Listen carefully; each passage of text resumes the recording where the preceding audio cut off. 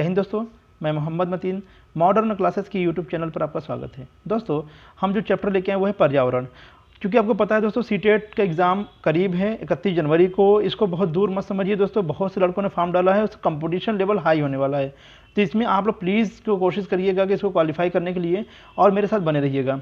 आइए दोस्तों, समय न गवाते हुए हम बहुत जल्दी प्रश्नों का संग्रह एकत्रित कर रहे हैं दोस्तों, ताकि आप लोगों की तैयारी पाँचों सब्जेक्ट का हो जाए अच्छे से, ठीक है ना। आइए पहले प्रश्न देखते हैं। पहला प्रश्न है, निम्न में से कौन सा एक अजैविक घटक है। दोस्तों अजैविक और जैविक में सिर्फ एक फर्क आप समझिएगा, जो जैविक होगा वो जीवित होगा, जो अजैविक होगा वो मरा हुआ होगा, ऐसे समझिएगा, यानी निर्जीव होगा। तो जैसे ए शाकाहारी जीव है, बिल्कुल वो जैविक घटक है, वो अजैविक नहीं है। मांसाहारी जीव, उसमें भी जान होता है, वो भी क्या है, जैविक घटक है। सर्वाहारी जीव, वो भी सब कुछ खाता है, तो इसका मतलब है कि वो जीवित है, वो क्या होगा, जैविक घटक। सूरज की रोशनी, सूरज की रोशनी क्या हो जाएगा यहाँ पर, डी, यानी आंसर नंबर क्या हो जाएगा आपका डी, यानी कि ये आपका अजैविक घटक है। अब बात करते हैं निम्न में से कौन सा एक शाकाहारी की श्रेणी के अंतर्गत आता है। दोस्तों ये तो सिंपल है, आप लोग पहचान लेंगे, लेकिन यहाँ पर चींटी दे दिया है, इसकी वजह से आप कंफ्यूज हो जाएंगे। जैसे ए है बाघ, बी खरगोश, सी चींटी, डी मनुष्य। अब बाघ को आपको पता है वो मांसाहारी ही है, खरगोश के बारे में आपको पता ही है शाकाहारी है, चींटी के बारे में आप सोचते होगे कि यार दाल खाता है, चावल खाता है, मांस भी खाता है, क्या खाता है, तो ये सर्वाहारी की श्रेणी में आता है। वहीं डी की बात करेंगे मनुष्य, मनुष्य तो हर हाल में सर्वाहारी है, ठीक है। आइए प्रश्न नंबर 3, निम्न में से कौन सा एक जैविक घटक है। दोस्तों पहले प्रश्न में दिया था अजैविक घटक, अब यहाँ पे क्या दे रहा है, जैविक घटक। ए शाकाहारी, बी मृदा, सी पानी, डी भूमि। अब शाकाहारी दिया है, यानी वह जीव जो शाक को खाता हो, यानी शाक सब्जी जो खाता हो, जो गोश्त यानी मांस नहीं खाता हो। इसका मतलब है कि ये क्या होगा, ए, आंसर नंबर आपका ए सही हो जाएगा, ठीक है ना, ये सही हो जाएगा। प्रश्न नंबर 4 देखते हैं, निम्न में से कौन सा जलीय पारिस्थितिकी तंत्र का हिस्सा नहीं है। जलीय पारिस्थितिकी तंत्र का हिस्सा, दोस्तों ध्यान दीजिएगा, जलीय पारिस्थितिकी तंत्र का हिस्सा नहीं है। नदी बिल्कुल जलीय तंत्र का हिस्सा है, तालाब वो भी, घास के मैदान ये क्या है, जलीय परितंत्र का हिस्सा नहीं, यानी जलीय पारिस्थितिकी तंत्र का हिस्सा नहीं है। तो यहाँ पर आंसर क्या हो जाएगा दोस्तों, सी।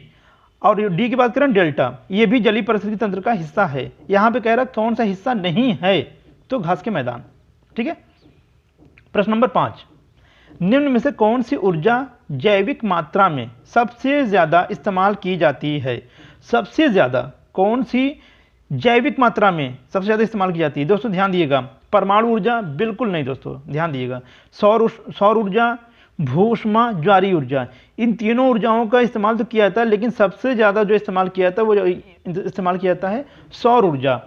दोस्तों क्यों, क्योंकि जब कभी पौधों को भोजन बनाना होता है वो सूर्य की किरणों से, यानी सूर्य की रोशनी लेते हैं, यानी उसकी जो हीटिंग होती है उससे अपना भोजन बनाते हैं। जब वो ऊर्जा देते हैं दूसरे जानवरों को, तो दूसरे जानवर खा के बढ़ते हैं, फिर उनको दूसरा जानवर जो मांसाहारी जानवर है उनको खाता है, जीव होता है उनको खाता है, ठीक है ना।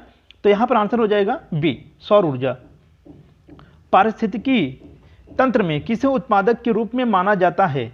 उत्पादक यानी कौन सा उत्पादक है, इसमें चिड़िया है वो उत्पादक नहीं है। बी स्तनधारी है, ये भी उत्पादक नहीं होगा। सी घास, बिल्कुल घास का उत्पादन होता है तभी उसको दूसरे जीव खाते हैं, ठीक है ना, यानी घास क्या हो जाएगा यहाँ पर, उत्पादक हो जाएगा। बाघ तो उत्पादक है ही नहीं, पहली बात, तो यहाँ पर सी। 7वां, प्रकाश संश्लेषण के दौरान ऑक्सीजन का निर्माण के द्वारा होता है। प्रकाश संश्लेषण के दौरान ऑक्सीजन का निर्माण किसके द्वारा होता है। दोस्तों याद रखिएगा, ए दिया है कार्बोहाइड्रेट, बी प्रोटीन, सी सूरज की रोशनी। बहुत से लोग सूरज की रोशनी पर निशान लगा देते हैं, क्योंकि उनको लगता है कि सूर्य की रोशनी से ही वो भोजन बनाते हैं पौधे प्रकाश संश्लेषण की क्रिया द्वारा, और जो है इसी से ऑक्सीजन निकलता है। ठीक है, वो क्रिया सही है, लेकिन जब तक पानी नहीं होगा ना तब तक ऑक्सीजन का निर्माण होगा ही नहीं, ठीक है ना। तो यहाँ पर आंसर क्या हो जाएगा, डी, आंसर डी।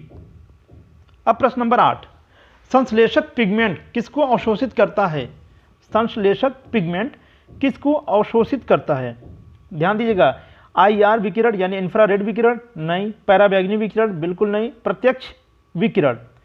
जी हाँ दोस्तों, इसका आंसर हो जाएगा सी, प्रत्यक्ष विकिरण, और गामा विकिरण तो होगा ही नहीं, ठीक है। अब बात करते हैं प्रश्न नंबर 9 की, पौधे किस श्रेणी में आते हैं, यानी यहाँ कहा जा रहा है पौधे किसकी श्रेणी में आते हैं। ए शाकाहारी, बी मांसाहारी, सी सर्वाहारी, या डी उपरोक्त सभी। अब आप बताइए दोस्तों, अंदाजा लगाएं कि पौधे किसकी श्रेणी में आएंगे। इसमें दिया है उपरोक्त सभी, मांसाहारी भी दिया, सर्वाहारी, तो वो आते हैं शाकाहारी में, ठीक है ना, वो किस में आएंगे, शाकाहारी में आएंगे। ओरिजिन ऑफ स्पाइस यानी स्पीसीज नामक पुस्तक किसने लिखी थी? ये बहुत फेमस क्वेश्चन है, विज्ञान का, साइंस का भी और पर्यावरण का। तो ए है सलीम अली, आपको पता है सलीम अली के संबंध किससे हैं, पक्षी से, यानी पक्षी वैज्ञानिक थे ये। बी चार्ल्स डार्विन, ये इन्हीं के मतलब ओरिजिन ऑफ स्पीसीज यानी जीवन की कैसे उत्पत्ति हुई, ये पुस्तक किसने लिखा था, चार्ल्स डार्विन ने। इन्होंने सबसे पहले बताया था कि सबसे पहले मानव जीवन की उत्पत्ति कैसे हुई थी। और सी है हेनरी थोरो, डी है वंगारी मथाई, ये भी गलत है, यानी आंसर क्या हो जाएगा, बी। अब आते हैं, देखते हैं प्रश्न नंबर 11। वंगारी मथाई एक प्रसिद्ध हैं, ये वंगारी मथाई दोस्तों अभी उनका निधन हुआ कुछ दिन पहले। तो ये केन्या के पर्यावरण और राजनीतिक कार्यकर्ता थे, ठीक है ना। और बी है संयुक्त राज्य अमेरिका के संगीतकार, सी है अर्थशास्त्री जिन्होंने विश्व बैंक के लिए काम किया, और डी है मानवाधिकार कार्यकर्ता, ठीक है, यानी आंसर क्या हो जाएगा, ए। 12 है, निम्न में से कौन सा व्यक्ति चिपको आंदोलन से संबंधित है?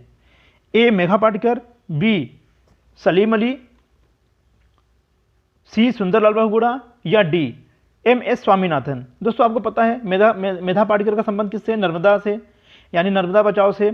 सलीम अली का संबंध है पक्षियों से, यानी ये पक्षी वैज्ञानिक है। सुंदरलाल बहुगुणा का ही संबंध है किससे, चिपको आंदोलन से।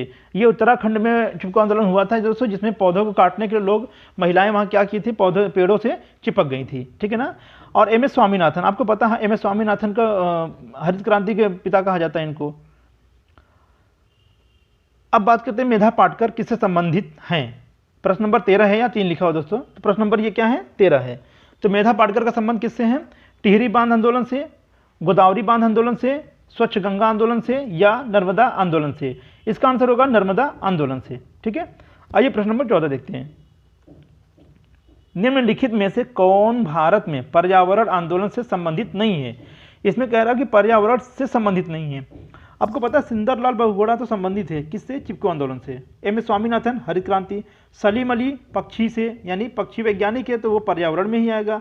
वर्गीज कुरियन, दोस्तों वर्गीज कुरियन को श्वेत क्रांति का पिता कहा जाता है, यानी श्वेत यानी दुग्ध उत्पादन के लिए ना, तो इसलिए यहाँ पर आंसर डी हो जाएगा।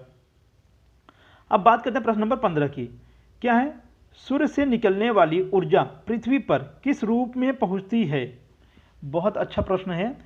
ए पैराबैंगनी किरण के रूप में, या बी दृश्य प्रकाश के रूप में, या सी विकिरण के रूप में, या डी अवरक्त किरणों के रूप में?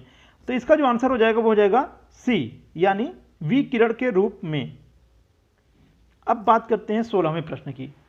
वायुमंडलीय दबाव एक यानी किसके साथ मापा जाता है? वायुमंडलीय दबाव को हम किसके साथ मापते हैं?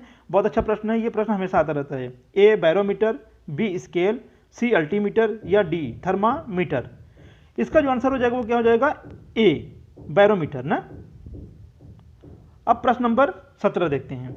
निम्नलिखित तत्वों में से कौन ऊर्जा चक्र और पृथ्वी से संबंधित नहीं है? ऊर्जा चक्र संबंधित नहीं, यानी ऊर्जा चक्र और पृथ्वी से, दोनों देखिएगा, ऊर्जा चक्र और पृथ्वी से, यहाँ खाली पृथ्वी नहीं कह रहा है, पृथ्वी और ऊर्जा चक्र संबंधित नहीं है। क्या हो जाएगा यहाँ पर, ए सोना, बी कार्बन, सी नाइट्रोजन, या डी फास्फोरस? तो इसका जो आंसर हो जाएगा वो हो जाएगा सोना, क्योंकि सोना जो है ऊर्जा चक्र में पृथ्वी संबंधित नहीं है। कार्बन है, नाइट्रोजन है, फास्फोरस है, लेकिन सोना नहीं। अब बात करते हैं प्रश्न नंबर 19 की। नगरीकरण और औद्योगिकरण हानिकारक है संतुलित विकास के लिए, पर्यावरण पारिस्थितिकी के लिए, जैव विविधता के संरक्षण के लिए, या उपरोक्त सभी? तो दोस्तों किसके लिए, उपरोक्त सभी के लिए है ना। ये आंसर संतुलित विकास के लिए होगा, औद्योगिकरण हानिकारक है, पर्यावरण पारिस्थितिकी के लिए है, जैविक विविधता के संरक्षण के लिए, यानी सभी के लिए है।